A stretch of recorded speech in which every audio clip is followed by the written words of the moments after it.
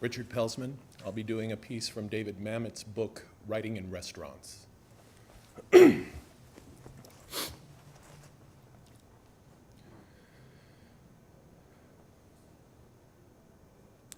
as a child, I played the violin.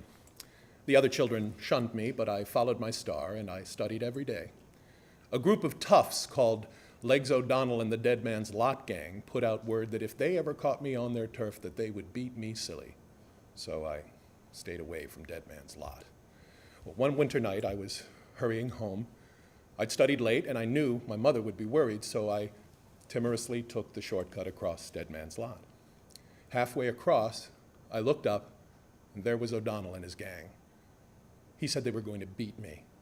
I felt if I was to get a beating, I would take it for that in which I believed, so I took out my violin and played.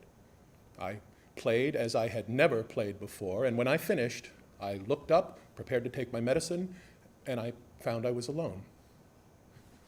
Many years later, I was taking a cab through Midtown, and passing by the artist's entrance of Lincoln Center, I saw several men who looked familiar. I asked the cabbie if he knew who those men were, and he told me they were the Juilliard String Quartet. I paid off the cabbie and stepped out on the sidewalk. I stared at them. The Juilliard String Quartet were no other than Legs O'Donnell and the Dead Man's Lot Gang.